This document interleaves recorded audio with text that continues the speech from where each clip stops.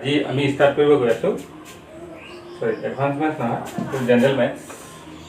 ঠিক আছে জেনাৰেল ম্যাথছৰ মৌলিক উৎপাদকীকৰণ ঠিক আছে এটো কি হয় আমি আগত ডিসকাস কৰা হৈছে যে মৌলিক আমাৰ উপপাদ্যটো পাঠ্যক্ৰমৰ মৌলিক উপপাদ্যটো আমি ডিসকাস কৰিলো এতিয়া এইটো চোৱা মৌলিক উৎপাদকীকৰণ কি হয় এটো আমি ডিসকাস কৰিম এটা স্বাভাৱিক সংখ্যাক মৌলিক গুণফল হিচাপে প্ৰকাশ কৰা পদ্ধতিটো হ'ল মৌলিক উৎপাদকীকৰণ এটা স্বাভাৱিক সংখ্যাক মৌলিক গুণফল হিচাপে প্ৰকাশ কৰা এইটো পদ্ধতি আছে ঠিক আছে যেনে এক্সাম্পলত চোৱা যেনে আছে তোমাৰ তাত ধৰা 2 দুইটো তুমি কি লিখিব পাৰা 2 হিচাপে লিখিব পাৰা কাৰণ যেটো মৌলিক হিচাপে লিখাৰ আছে তা আমাৰ দুইটো মৌলিক সংখ্যা হয় তাই এটো লিখিব পাৰো 2 পাৱাৰ 1 হিচাপে 4 টো আমি কি লিখিব পাৰো 4 টো আমি লিখিব পাৰো 2 * 2 তাৰ মানে 2 পাৱাৰ 1 মানে এটো হৈ যাব 2 পাৱাৰ 2 ঠিক আছে এটা আমি যদি 9 টো লও তেতিয়া এটো হৈ যায় 3 পাৱাৰ 1 * 3 পাৱাৰ 1 = 3 পাৱাৰ 2 এইটো সো এইটা গুটেইটা কি আছে মৌলিক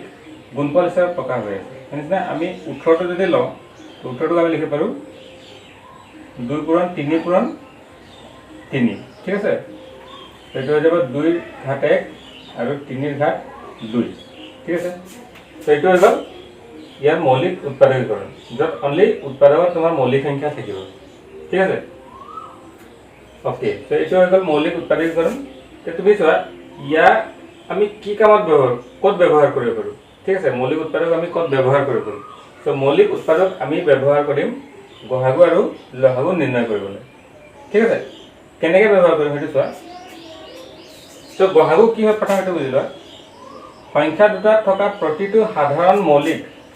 উৎপাদকৰ ক্ষুদ্ৰতম যেটো ঘাত হয় তাৰ গুণফল ঠিক আছে ক্ষুদ্ৰতম ঘাতৰ গুণফল সংখ্যা দুটা থকা প্ৰতিটো সাধাৰণ দুটা সংখ্যা আছে তাৰ প্ৰতিটো সাধাৰণ মৌলিক উৎপাদক যিবোৰ আছে তাৰ ক্ষুদ্ৰতম ঘাতৰ যেটো গুণফল হয় এটো কি হ'ব গহাগু আৰু লহাগুটো হৈ গল তাৰ বৃহত্তম ঘাতৰ গুণফল তো এক্সাম্পলত আমি এটা লৈ লও এক্সাম্পল লৈ লও এক্সাম্পল আমি লৈছো 6 আৰু 20 তো যদি আমি 6 টোক মৌলিক গুণফল হিচাপে প্ৰকাশ কৰিব বিচাৰো মৌলিক উৎপাদকীকৰণ কৰিলে তোমাৰ আহিব 2 ঘাত 1 আৰু 3 ঘাত 1 20 টোক আমি লিখিব পাৰো 2 পূৰণ 2 পূৰণ 5 এটো আমি লিখিব পাৰো 2 ঘাত 2 পূৰণ 5 ৰ ঘাত 1 ঠিক আছে এটা তো ইয়াৰ গহাগু আৰু লহাগু কেনেকৈ নিৰ্ণয় কৰিব তো গহাগু নিৰ্ণয় কৰিব হলে আমি কি কৰিব লাগিব ইয়াত লিখা আছে ক্ষুদ্ৰতম ঘাত ইয়াত 2 ঘাত 1 আছে ইয়াত 2 ঘাত 2 আছে তো ক্ষুদ্ৰতম কোনটো হ'ল 2 ঘাত 2 নে 2 ঘাত 1 তো আমি লিখিম 2 ঘাত 1 হৈ গল ক্ষুদ্ৰতম ঠিক আছে নেক্সট হৈ গল ইয়াতে 3 ঘাত 1 তো ইয়াতে 3 ঘাত কিমান আছে তো আমি কৈছো ইয়াতে 3 ঘাত নাই তো নাই হলে আমি লিখিব 3 ঘাত 0 ঠিক আছে তেন্তে ইয়াতে 3 ঘাত 1 আৰু ইয়াতে 3 ঘাত 0 তেন্তে আটাইতকৈ ক্ষুদ্ৰতম কোনটো হ'ল সৰু 3 ঘাত 0 হ'ল নেক্সট হ'ল ইয়াতে 5 ঘাত 1 আৰু ইয়াতে 5 ঘাত নাই তেন্তে আমি কি লিখিব 5 ঘাত 0 তো ইয়াতে আমি ক'ব পাৰো যে এই দুটাৰ মাজত আটাইতকৈ ক্ষুদ্ৰতম হৈ গল 5 ঘাত 0 তো ইহঁতৰ গুণফল চোৱা এটা লিখা আছে ক্ষুদ্ৰতম ঘাতৰ গুণফল এইটো গুণফল কৰি দিয়া 2 পাৱাৰ 1 হলে 2 হৈ গল 3 পাৱাৰ 0 হলে 1 আৰু 5 পাৱাৰ 0 হলে 1 এইটো আহি যাব 2 তেহেতৰ গহাগু কিমান আহি গল 2 ঠিক আছে এতিয়া চোৱা লহাগু কেনেকৈ হলে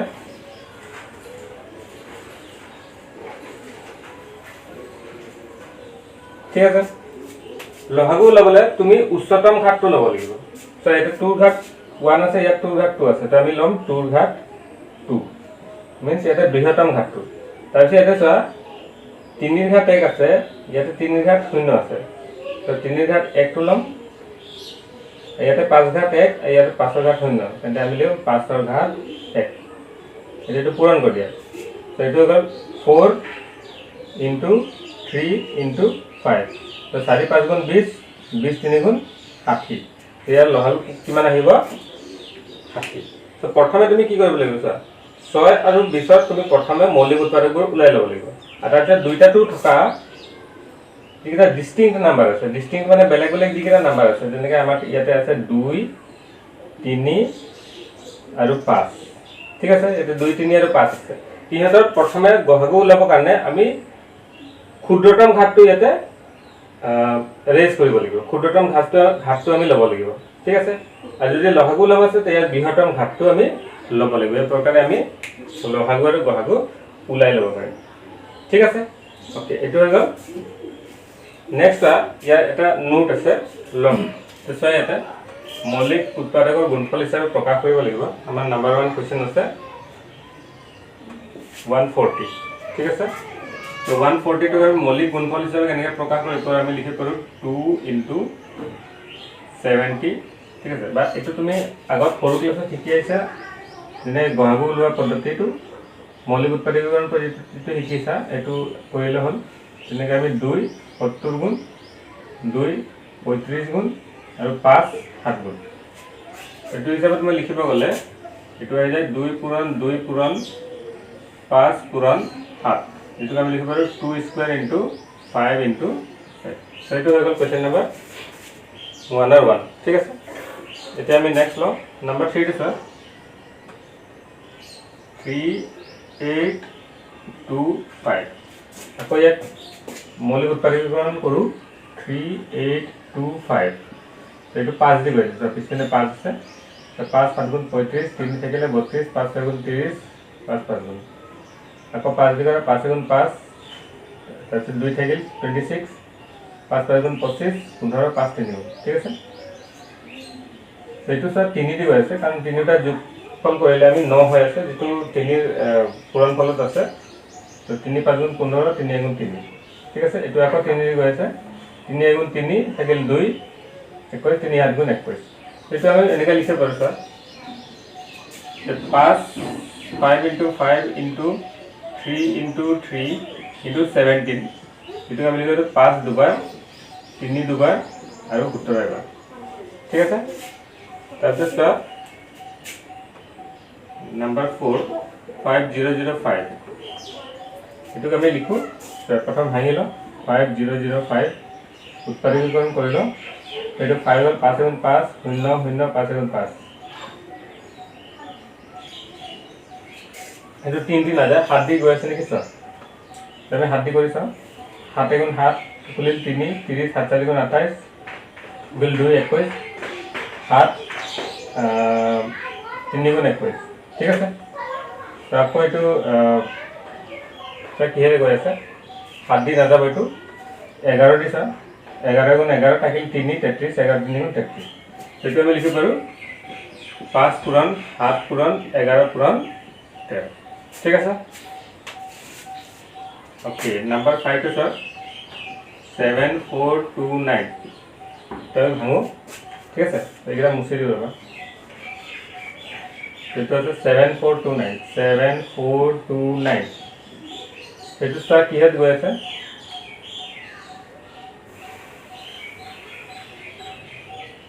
এটা 3 দি তো না যাব স্যার 7 দি কৰিছা 7 গুণ 7 5 গুণ 42 7 দি না যাব 11 দি কৰিছা 11 6 গুণ 66 8 থাকিলে 82 11 7 গুণ 77 5 থাকিলে 59 না যাব 11 দি নেক্সট 13 দি গৈ আছে নেকি স্যার 13 5 গুণ 65 থাকিলে 9 92 13 7 গুণ 91 19 13 দি না যাব 17 দি কৰিছা 17 3 গুণ 17 4 গুণ লৈ চাওঁ 4 গুণ হ'লে কিমান হয় 5 4 গুণ 28 4 গুণ 4 5 6 68 4 বাৰ ললোঁ তো তোমাৰ থাকিলে 62 তো 17 3 গুণ 17 3 গুণ 51 হয় তো 51 হ'ল তো ইয়াত 17 4 গুণ আমি লৈছিলোঁ 68 থাকিলে তোমাৰ 62 তো 51 ল'লে 11 থাকিব 119 এটা আমি 3 বাৰ ললোঁ 119 17 7 গুণ 119 7 গুণ 50 7 গুণ 7 8 8 8 10 11 তো 119 সো 17 7 গুণ এইটো 437 এতিয়া এইটো আকৌ যাব তোমাৰ 19 দি কৰি চাম তো 19 দুগুণ তোমাৰ 38 আহি যায় 38 আৰু তোমাৰ থাকিলে 57 তো 19 3 গুণ কৰিছা 9 3 গুণ 28 3 গুণ 3 5 57 ঠিক আছে 19 দি গৈছে তো 19 প্ৰথমে দুগুণ আৰু তাৰপিছত 3 গুণ এইটো আহিব তোমাৰ 17 পূৰণ 19 পূৰণ 23 এইটো হ'ল কুৱেশ্যন নম্বৰ 1 এতিয়া আমি কৰোঁ কুৱেশ্যন নম্বৰ 2 তো এইটো চোৱা নাম্বাৰ 2 1 দিছে 26 আৰু 91 আমাক দেখাব আছে এইটো প্ৰুফ কৰিব আছে যে লঘু পূৰণ গড় গুণিতন সংখ্যা দুটাৰ গুণফল এইটো আমাক প্ৰুফ কৰিব আছে তো প্ৰথমে আমি কি কৰোঁ সংখ্যা দুটাৰ গুণফলটো ওলাই লওঁ সংখ্যা দুটাৰ গুণফল ঠিক আছে এইটো আহি যাব 26 × 91 এইটো পূৰণ কৰি দিয়া 26 91 এইটো হ'ল 26 9 4 গুণ 54 5 থাকিলে 9 2 গুণ 18 18 তো 5 হৈ গ'ল 23 এইটো হ'ল 6 6 3 2 2 3 6 এইটো হৈ গ'ল 2 3 6 এতিয়া আমি এইটো চাওঁ লঘু ওলাই লওঁ প্ৰথমে ঘাগু ওলাই লওঁ আৰু তাৰপিছত ইয়াৰ গুণফল কৰিলে ইয়াৰ সমান আহে না সেইটো আমি চাওঁ তো প্ৰথমে ইয়াৰ কি কৰা মৌলিক উৎপাদকীকৰণ কৰা ঠিক আছে তো 26 আমি লিখি পাৰোঁ 2 পূৰণ 13 আৰু 91 আমি লিখি পাৰোঁ 7 পূৰণ 13 ঠিক আছে তো এতিয়া তুমি বেলেগ বেলেগ কি ইয়াতে মৌলিক সংখ্যা আছে এইটো প্ৰথমে চাই লোৱা ইয়াতে মৌলিক সংখ্যা আছে তোমাৰ 2 তাৰপিছত 7 আৰু 13 এতিয়া যদি আমাক গড় ওলাব আছে আমি কি কৰিম ইয়াতে 2 আছে ইয়াত 2 ঘাত কিমান আছে ঠিক আছে ইয়াত 2 ঘাত 1 ইয়াৰ ঘাত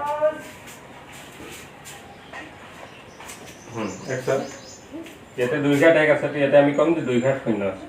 ঠিক আছে তো আমি গড় ওলাবৰ কাৰণে কোনটো লওঁ যিটো নিম্নতম ঘাত আছে নিম্নতম ঘাত ইয়াতে 0 আছে তো এইটো 0 লিখি লওঁ ইয়াতে পূৰণফল দি দিলোঁ নেক্সট হ'ল ইয়াতে 7 ঘাত 1 আছে ইয়াতে 7 ঘাত কিমান আছে তো 7 ঘাত এটা 0 হৈ আছে আমি নিম্নতমটো ল'ম তো 7 ঘাত 0 হ'ব ইয়াতে 13 ঘাত 1 13 ঘাত 1 13 ঘাত 1 হৈ যাব ইয়াৰ গড় আহি যাব তোমাৰ 1 × 1 × 13 1 কিয় তাৰ 2 পাৱাৰ 0 হ'লে 1 আহি যায় এইটো আহি যাব তোমাৰ 13 এতিয়া তুমি ওলোৱা লঘু গড় এইটো 2 পাৱাৰ 0 2 পাৱাৰ 7 পাৱাৰ 0 3 পাৱাৰ 1 তো আমি 13 পাৱাৰ 1 টো ল'লোঁ তো এইটো 13 আহিলে লঘু কেনেকৈ ওলাইছা আকৌ এটা লিখি লোৱা 2 × 7 × 13 ইয়াতে আমি যিটো বৃহত্তম ঘাত আছে এইটো ল'ম তো 2 ইয়াতে 1 আছে ইয়াতে 0 আছে আমি 2 ঘাত 1 ল'ম নেক্সট হৈ গ'ল 7 ঘাত ইয়াতে 1 ইয়াতে 0 আছে 7 ঘাত 1 ল'ম এটা 13 1 1 আছে সমান আছে তো 1 ল'ম দুটা গোটেইকেইটা পূৰণ কৰিব তো এইটো আহি যাব তোমাৰ 2 পূৰণ 13 × 91 তো 2 × 2 2 × 18 182 এই দুটা পূৰণ কৰা গড় পূৰণ লঘু ঠিক আছে তো 13 × 182 পূৰণ কৰি দিয়া 2 তেতিয়া কিমান আহিছে 2366 ঠিক আছে ইয়াতো 2366 ইয়াতো 2366 এটাকে আমি ক'ব পাৰোঁ লঘু পূৰণ গড় সমান সংখ্যা দুটাৰ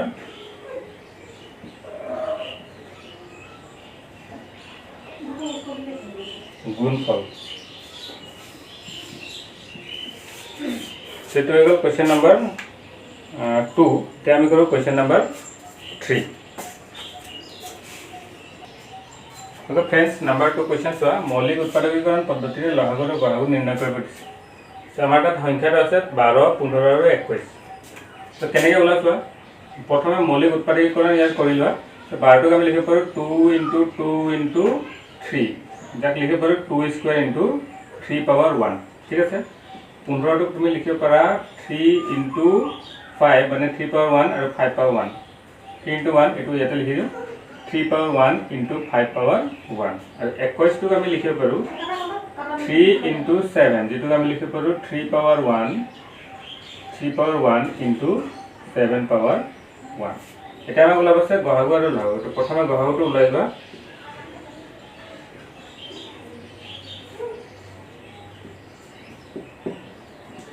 তো গহাগু কাৰণে প্ৰথমে আমি যিটা বেলেগ বেলেগ সংখ্যা আছে ডিস্টিংক্ট যিটা নাম্বাৰ আছে যেনেকৈ হৈ গ'ল তোমাৰ 2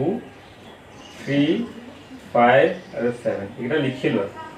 এইটো পূৰণফল হিচাপে প্ৰকাশ কৰা 2 into 3 into 5 into 7 এতিয়া আমি তিনিটা সংখ্যাত গহাগু ওলাবলৈ আমি যেটো নিম্নতম ঘাত আছে এটো নিৰ্ণয় কৰিব লাগিব লব লাগিব ইয়াত চোৱা এটা দুই ঘাত আছে 2 ইয়াতে দুই ঘাত কিমান আছে তে আমি লিখিম ইয়াতে দুই ঘাত 0 আৰু ইয়াতে দুই ঘাত 0 হৈ আছে ঠিক আছে নেক্সট তো নিম্নতম কোনটো হ'ব দুই ঘাত 0 তিনি ইয়াতে 1 ইয়াতে 1 ইয়াতে 1 তো তিনিটা সমান আছে তো আমি 1 লম এটা চোৱা 5 আছে 5 ৰ ঘাত 1 ইয়াতে 5 ৰ ঘাত আমি লিখিব পাৰো 0 নাই মানে 0 ইয়াতে 5 ৰ ঘাত হৈ গ'ল 0 তেতিয়ালে যেটো নিম্নতম হ'ব এটো 0 7 ৰ ঘাত ইয়াতে 1 আছে ইয়াতে কিমান আছে আমি লিখিব পাৰো 7 ৰ ঘাত 0 ইয়াতে আছে 7 ৰ ঘাত 0 তো নিম্নতম হ'ব 7 ৰ ঘাত 0 এটা 2 power 0 হলে 1 3 power 1 হলে 3 5 power 0 হলে 1 7 power 0 হলে 1 তো তোমাৰ গুটেইটা পূৰণ কৰিলে আহি যাব 3 তো গহাগু আহি গ'ল 3 টাইম হল লহাগু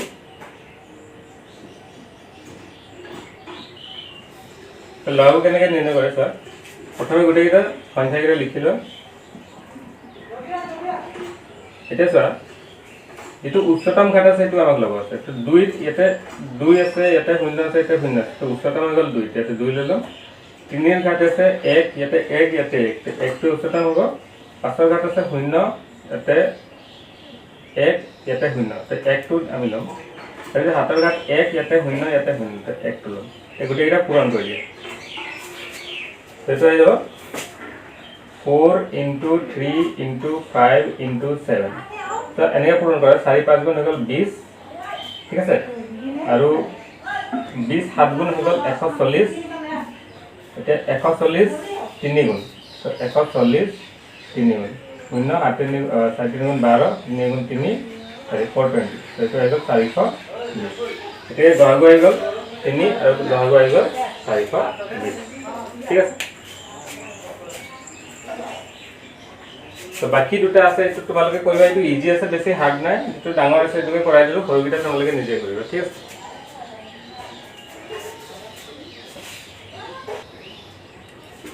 তো কোৱেশ্চন নম্বৰ 4 আমাক দিয়া আছে গহাগু 306,657 এটা গহাগু আছে 9 তেন্তে লহাগু ল'ব লাগে 306,657 ৰ ঠিক আছে তো কেনেকৈ ওলাছা প্ৰথমে এটা সূত্ৰ ব্যৱহাৰ কৰিম সূত্ৰ এটা ব্যৱহাৰ কৰিম সূত্ৰটো হৈ গ'ল গহাগু পূৰণ লহাগু ইকুৱেল সংখ্যা দুটাৰ গুণফল ঠিক আছে এইটো আমি অলৰেডি প্ৰশ্নত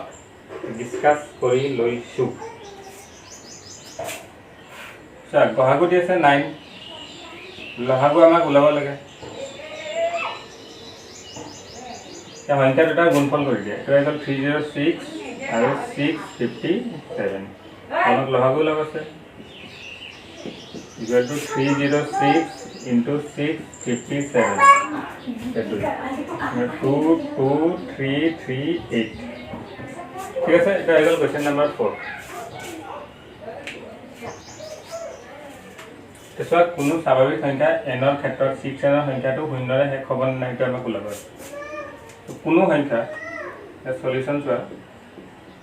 কোনো সংখ্যা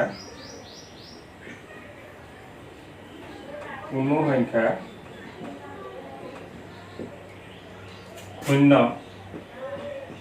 ৰে শেষ হ'ব হলে ইয়াৰ পূৰণ ফলৰ 5 থাকিব লাগিব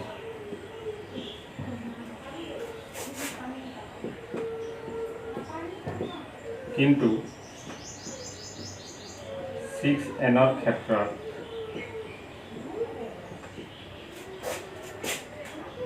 2 into 3 whole power n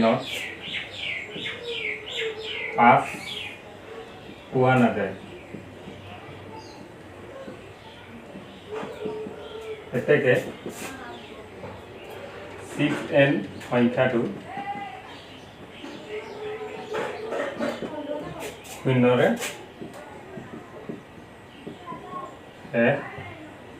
নহয়। ঠিক আছে,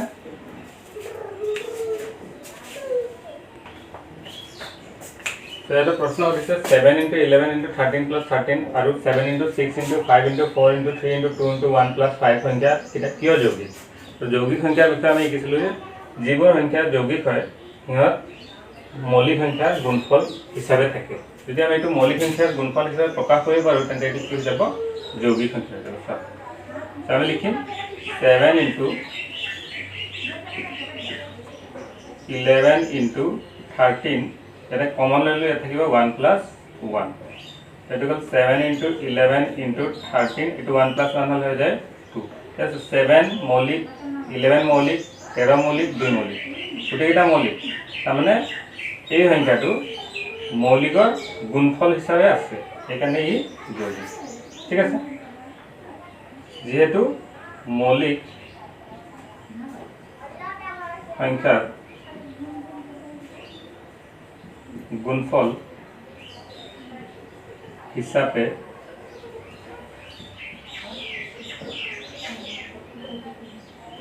আছে এতেকে ওপৰৰ সংখ্যাটো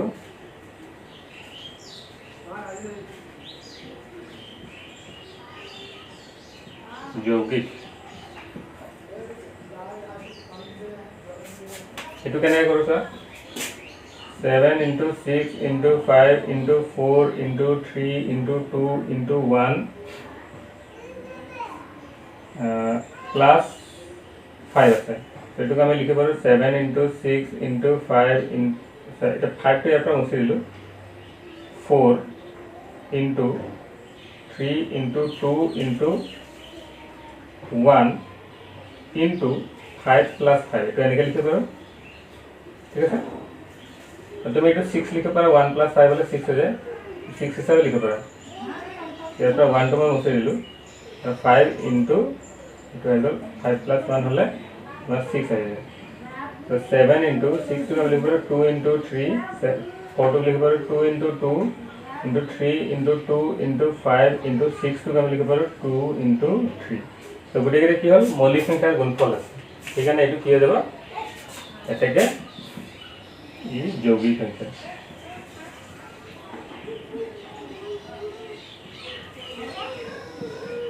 ঠিক আছে, এটা হল কোয়েশ্চন নাম্বার এক্সারসাইজ 1.2 আমি ধৰা মোটামুটি কমপ্লিট কৰি ললো। নেক্সট এক্সাৰসাইজ যাম।